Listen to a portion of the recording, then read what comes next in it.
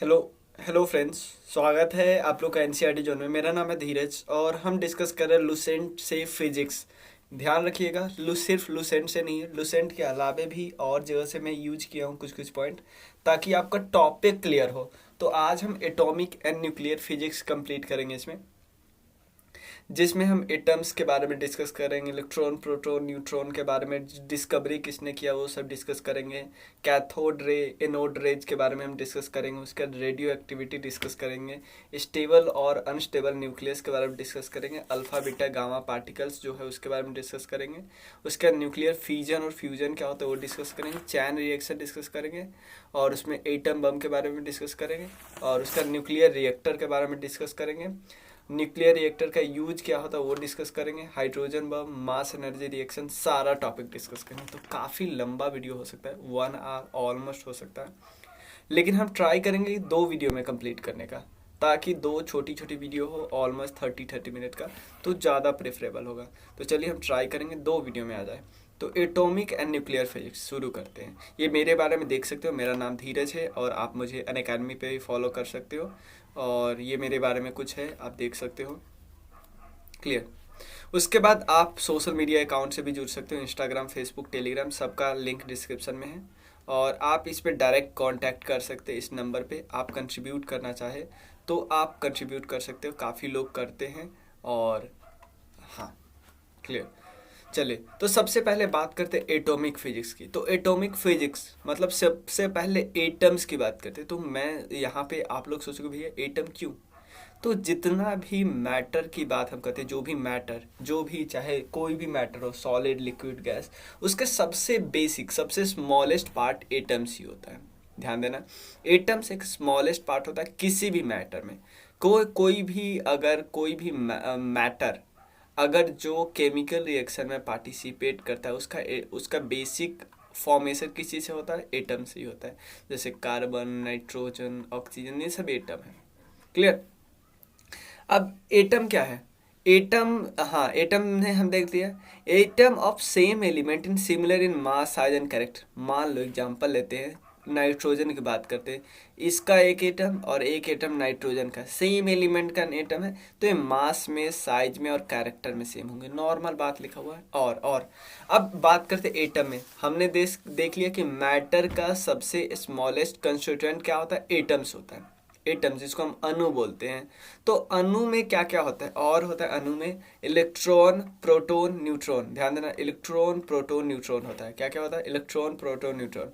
अब देख लेते हैं, एटम्स में 2 पार्ट होते हैं। सबसे पहला पार्ट होता है न्यूक्लियस। न्यूक्लियस पे 2 चीज होते हैं, पहला होता है प्रोटॉन और दूसरा होता है न्यूट्रॉन। प्रोटॉन पे क्या चार्ज होता है? प्रोटॉन पे पॉजिटिव चार्ज होता है। ध्यान देना, प्रोटॉन पे पॉजिटिव चार्ज है, पी से पॉजिटिव आप याद रख सकते हो, और न्यूट्रॉन से आप न्यूट्रल याद रख सकते हो। न्यूट्रल का मतलब कोई चार्ज नहीं। और लास्ट है इलेक्ट्रॉन। इलेक्ट्रॉन आपको पता है निगेटिव चार्ज होता है, तभी तो ये क्या करता है? न्यूक्लियस के चारों तरफ रोटेट, रिवॉल्व करता रहता है। क्लियर हुआ? इसको हम ऑर्बिटिंग इलेक्ट्रॉन बोलते हैं। कोई दिक्कत नहीं। चलो, सिंपल समझ गए। सबसे पहले सारे मैटर में कोई ना कोई एलिमेंट से, एटम से बना होता है। जितने भी मैटर होते हैं एटम से बना होता है, क्योंकि उस मैटर को केमिकली रिएक्शन करना है, केमिकल रिएक्शन करना है, तो एटम से बने होते हैं। एटम सबसे बेसिक पार्ट होता है, जैसे नाइट्रोजन, ऑक्सीजन। तो आप बोलोगे नाइट्रोजन, ऑक्सीजन, तो इसमें एटम्स में और क्या क्या होता है अंदर? तो 3 चीज होता है, इलेक्ट्रॉन, प्रोटॉन, न्यूट्रॉन। जिसमें प्रोटॉन और न्यूट्रॉन न्यूक्लियस पे होता है। जैसे मान लो एटम ऐसे बना है, एटम का बीच वाला पार्ट, सेंटर वाला, जैसे अर्थ का न्यूक्लियस होता है, और ये होता है outer surface.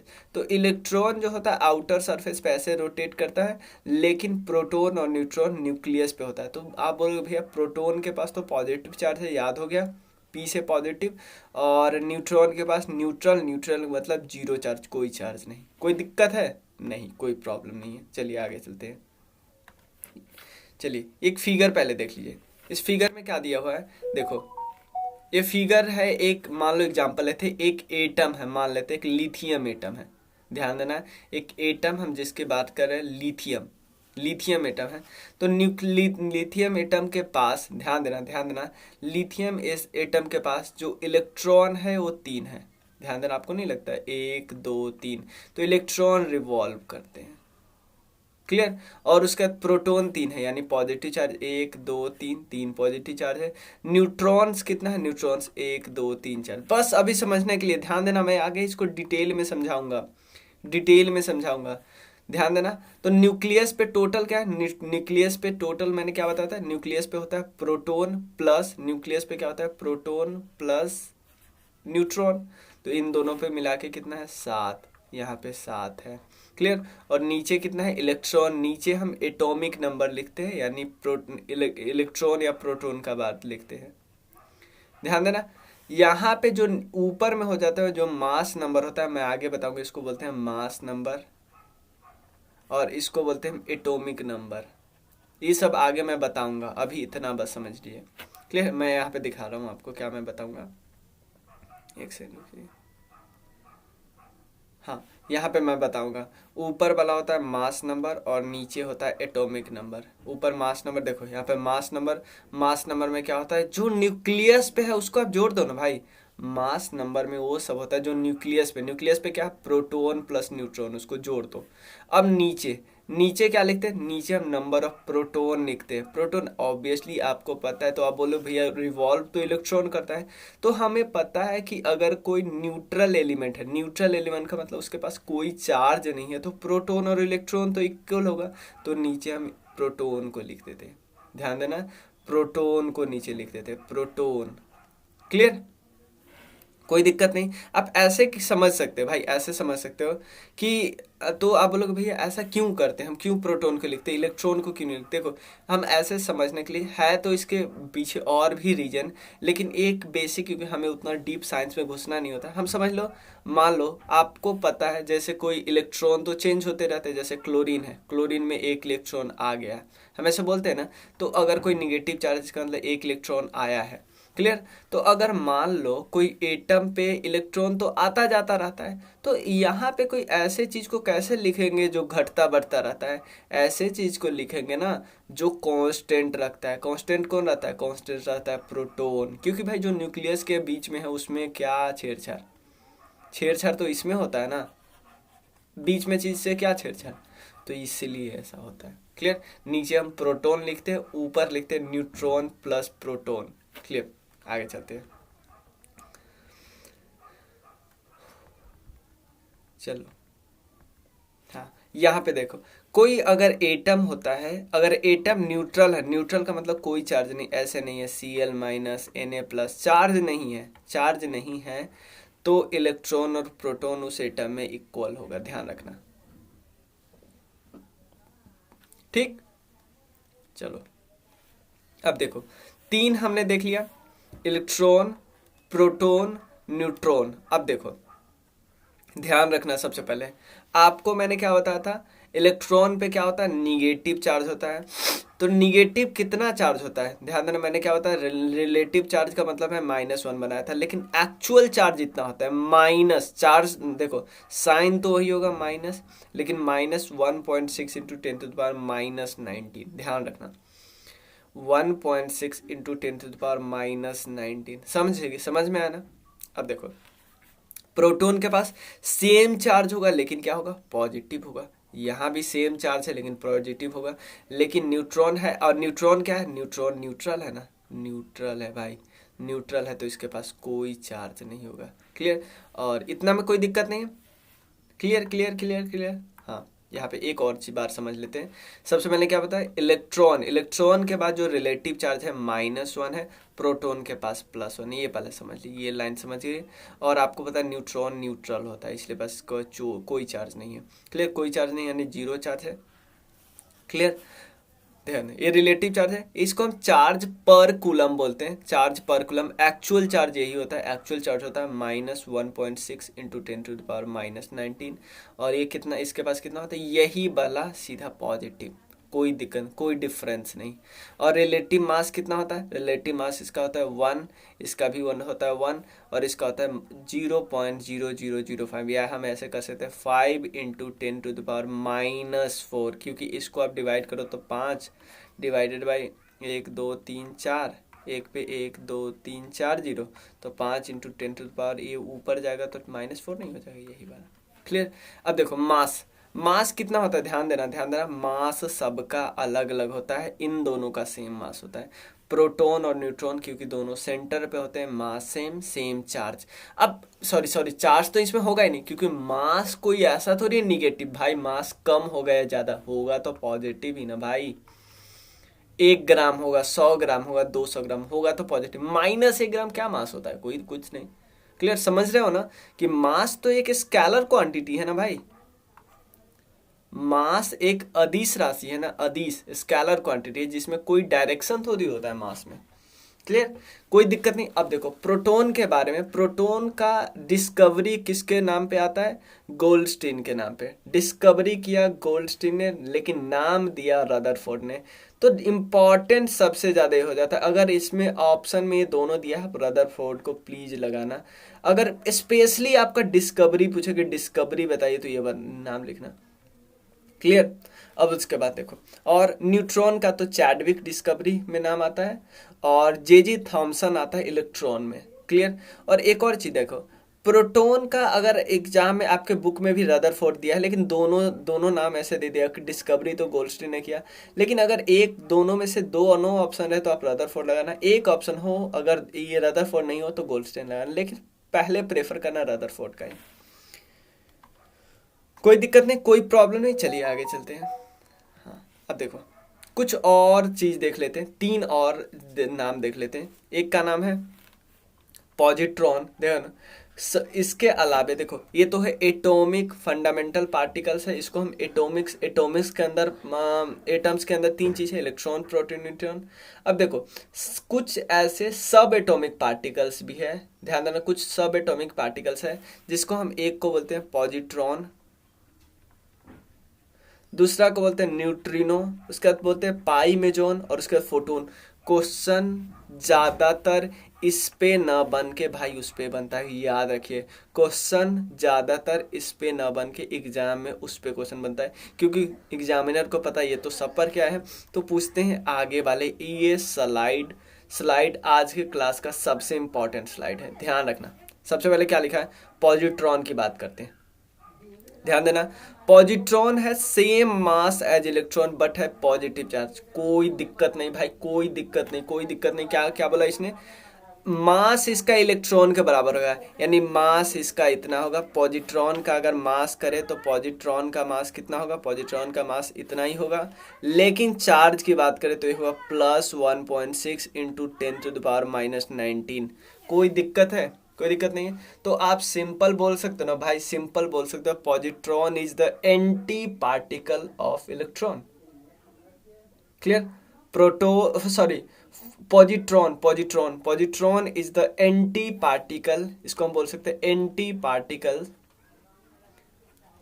Of electron, anti particle of electron बोल सकते हैं। और देखो E- में इसलिए हमेशा प्रेफर करता हूँ शॉर्ट फॉर्म में लिखने का, मुझे इससे ये भी याद रहता है इस पर निगेटिव चार्ज होता है। और एक और चीज याद रखते हैं, इसकी डिस्कवरी किसने की, इसकी डिस्कवरी की एंडरसन ने, एंडरसन थॉमसन साहब का पॉजिटिव वाला एंडरसन, थॉमसन पॉजिटिव एंडरसन। तो पॉजिट्रॉन याद हो गया, पॉजिट्रॉन हैव सेम मास होगा, किसके बराबर होगा, इलेक्ट्रॉन के मास के बराबर होगा, लेकिन चार्ज पॉजिटिव हो जाएगा, सारा पॉजिटिव हो जाएगा, कोई दिक्कत नहीं। एंटी पार्टिकल ऑफ इलेक्ट्रॉन बोलते हैं एंडरसन। अब नेक्स्ट है न्यूट्रिनो भी एक फंडामेंटल यूनिट है, लेकिन ये किसी से इंटरेक्ट ही नहीं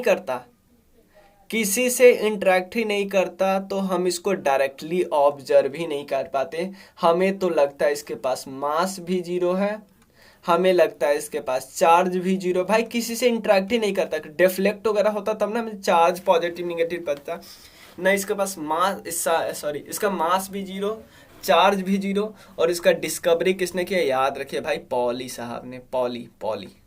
क्लियर, पॉजिट्रॉन का किसने किया, पॉजिट्रॉन का किया एंडरसन साहब ने, इसके पॉली ने, कोई दिक्कत नहीं। अब देखो, हाँ यही न्यूट्रिनो के बाद लिखा हुआ है, it is everywhere like photon की तरह एवरीवेयर है, लेकिन इसका डिस्कवरी बहुत टफ होता है। उसका देखो मेजॉन, इसको हम पाई मेजॉन भी बोलते हैं, पाई मेजॉन आपके बुक में दिया है।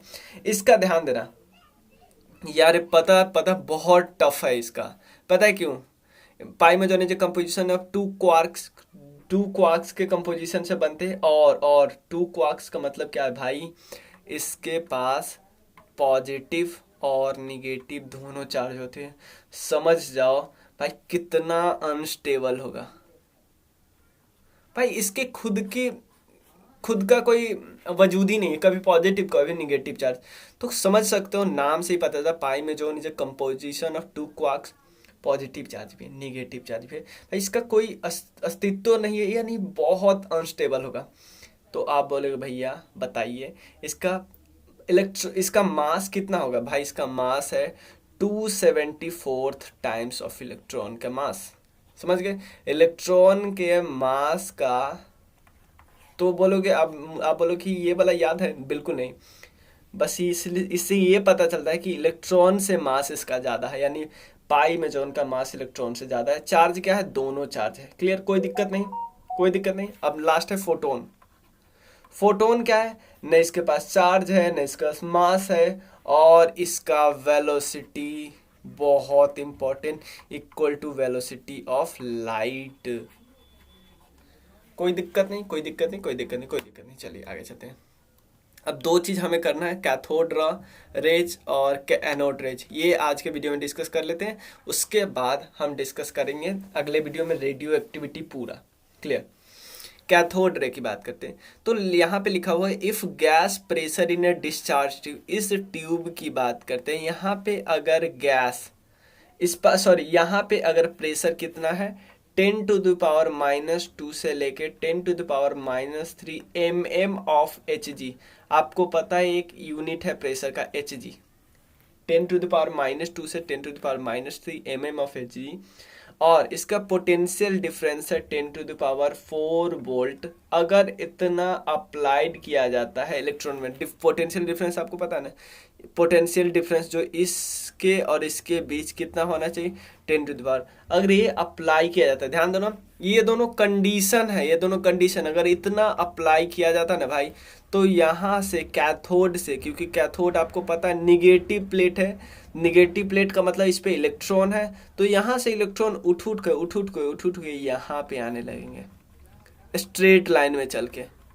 कोई दिक्कत नहीं है ना, कोई दिक्कत नहीं। हाई वोल्टेज जनरेटर, कितना वोल्टेज चाहिए, इतना पोटेंशियल डिफरेंस चाहिए, कोई दिक्कत नहीं।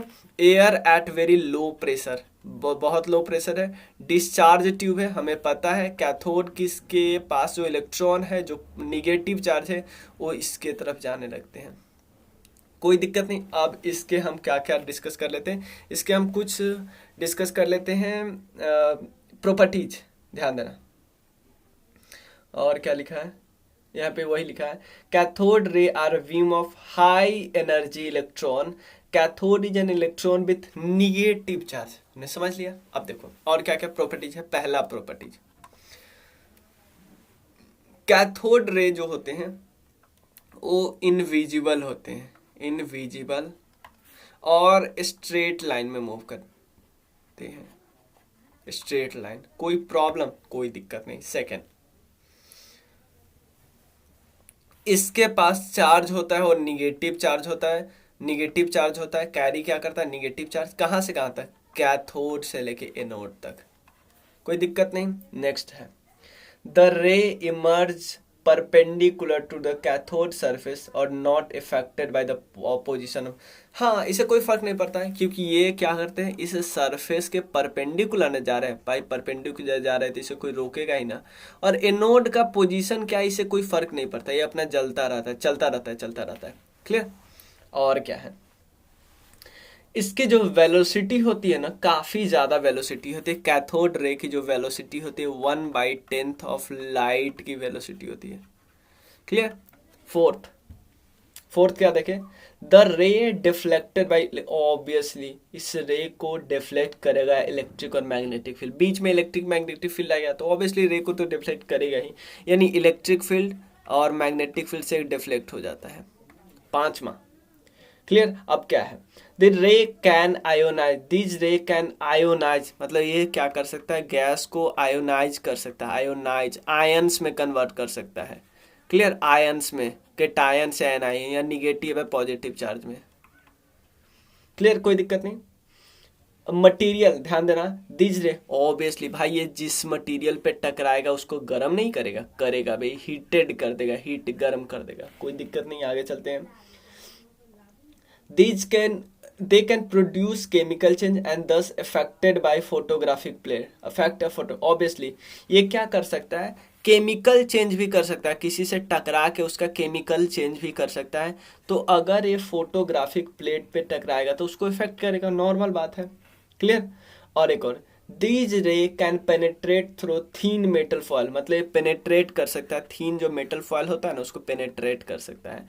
चलो आगे क्या है, हाँ, the source of EMF use in the production of cathode rays are induction coil, मतलब ऑब्वियसली कौन सा जो सोर्स ऑफ EMF है वो कौन सा है, कैथोड रे में कौन सा यूज किया जाता है, इंडक्शन कॉइल यूज किया जा सकता है। ये आपसे पूछा जा सकता है कौन सा कॉइल यूज किया जाता है फॉर इंडक्शन कॉइल। ध्यान देना, व्हेन ए स्ट्राइक, ध्यान देना, व्हेन अगर ये स्ट्राइक करता है हेवी मेटल पे तो ये क्या कर सकता है, अगर अगर मान लो, ध्यान देना, ये जाके टकराता है कोई हेवी मेटल है, जहां मान लो उसको हम बताते हैं टंगस्टन, टंगस्टन, या यहाँ पे आके कोई हेवी मेटल यहाँ पे लगा हुआ है आगे, तो अगर यहाँ पे हेवी मेटल यानी टंगस्टन है तो टकराएगा, टकरा के ये प्रोड्यूस करेगा एक्स रे, कोई दिक्कत नहीं, हाँ ध्यान देना। और क्या है, the nature of cathode ray is independent of the nature of cathode and the gas in the discharge tube. ध्यान देना, कैथोड रे का जो नेचर होगा कैथोड रे को, वो इनसे और कौन सा गैस यहाँ पे है उससे इंडिपेंडेंट होगा, कोई फर्क ही नहीं पड़ेगा उसे, कोई फर्क ही नहीं पड़ेगा, क्लियर, कोई दिक्कत नहीं, कोई दिक्कत नहीं ना है भाई। अब चलो हम डिस्कस करते हैं कैनाल रेज। एक बारी अगर दिक्कत हो तो एक बारी और रिपीट कर लेना है, ध्यान देना, कैनाल रे या पॉजिटिव रे उल्टा बस होता है, कैथोड का उल्टा। कैथोड पे क्या था, निगेटिव चार्ज जा रहा था ना, यहाँ पे ऐसे नहीं होगा, यहाँ पे पॉजिटिव से निगेटिव की तरफ चार्ज आएगा। ध्यान देना क्या है, यहाँ पे क्या होता है, इसमें क्या यूज किया जाता है, परफोरेटेड कैथोड रेज यूज किया जाता है, परफोरेटेड कैथोड रेज यूज किया जाता है। उसमें क्या, उसमें कोई लो प्रेशर वगैरह दिया जा रहा था, हाई वोल्टेज डिफरेंस, तो यहाँ पे भी हाई वोल्टेज डिफरेंस, लेकिन वहाँ पे प्रेशर कुछ अलग हो जाता है यहाँ पे, clear. Canal ray experience is the experiment perform by German scientist Eugen Goldstein. इन्होंने क्या है, led to discovery of the proton, इसी से इन्होंने प्रोटोन की डिस्कवरी की, प्रोटोन की, clear. The discovery of proton which happened after the discovery of electron further strengthened the structure of atom। और भी पहले इलेक्ट्रॉन के बारे में पता चल गया कि चारों तरफ घूमता है, अगर किसी बंदे को प्रोटॉन के बारे में पता चल जाए तो एटम को और अच्छे से जान सकते हैं ना, क्लियर। अब देखो, in the experiment Goldstein applied high voltage across A discharge tube which can performed perforated cathode, obviously perforated cathode use किया जाता है। A faint luminous ray was seen extending from the holes of the back of cathode। obviously हमें कैसे लगा, anode से कुछ light गया होगा तभी ना इसके होल से हमें लगा कि कोई लाइट निकल रहा है। मान लो एग्जांपल लेते हैं, ये है प्लेट और यहाँ पे हमें नहीं पता कि कोई सोर्स ऑफ लाइट सोर्स है कि नहीं, हमें नहीं पता, लेकिन हम क्या देख रहे हैं, यहाँ पे जो छोटे मोटे होल है ना, वहाँ से कुछ लाइट छोड़ा बड़ा निकल रहा है, कोई लाइट, तो हमें ये तो साफ साफ पता चल गया होगा भाई यहाँ से इसके पीछे इधर तो कोई ज़रूर सोर्स है जो इधर धक्का मार के, लाइट मार के और इधर से निकाल रहा है, इसी से हमें पता चला। यही एक्सपेरिमेंट इन्होंने किया, कोई दिक्कत नहीं, क्लियर। चलो अब देखो, ये तो मैं बता ही चुका हूँ सारा, क्लियर। देखो दोनों स्ट्रेट लाइन में मूव करते हैं दोनों, उसके बाद they are deflected toward positive plate, और मतलब ये सो देकर मतलब ये निगेटिव से पॉजिटिव जाता है और ये पॉजिटिव प्लेट से इधर आता है, क्लियर। और पार्टिकल्स जो होते हैं इलेक्ट्रॉन होते हैं, यहाँ पे प्रोटॉन होते हैं, पार्टिकल पॉजिटिवली यानी प्रोटॉन होते हैं। Electron present in cathode always have the same charge and mass. They charge on the particle depend upon the number of electron lost by atom. Mass of the electron negative the same as the atom, normal बात है, discharge tube। और cathode से origin होता है, इसका anode से, clear, they are produce in the space between anode and cathode, दोनों के बीच जो स्पेस होता है वहाँ पे प्रोड्यूस होता है। नेक्स्ट वीडियो से हम डिस्कस करें, नेक्स्ट वीडियो में हम रेडियो एक्टिव, ध्यान देना इसको उतना ज़्यादा आपको करने की जरूरत है, मैंने अलग से स्लाइड इसलिए डाली है, कुछ और पता चल रहा है, लेकिन ये आपके बुक में बस इतना ही दिया है, ये वाला क्लियर, और ये इसमें कुछ खास नहीं है। हो गया। अब नेक्स्ट वीडियो में हम रेडियो एक्टिविटी डिस्कस करते हैं और उसके बाद फिर हम आगे डिस्कस करेंगे।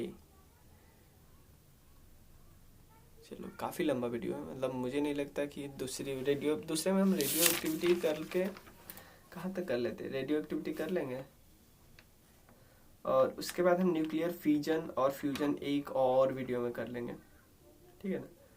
चलिए मिलते हैं फिर, थैंक यू सो मच। और अगर आप में से कोई कंट्रीब्यूट कर सकता है तो ज़रूर करना, थोड़ा सा ज़्यादा, मतलब जो भी मुझे कंट्रीब्यूशन मिलती है मैं इस चैनल पे ही लगाता हूँ, और क्योंकि चलिए हो सके तो करना, बट उसकी ज़रूरी नहीं है। चलिए मिलते हैं, थैंक यू।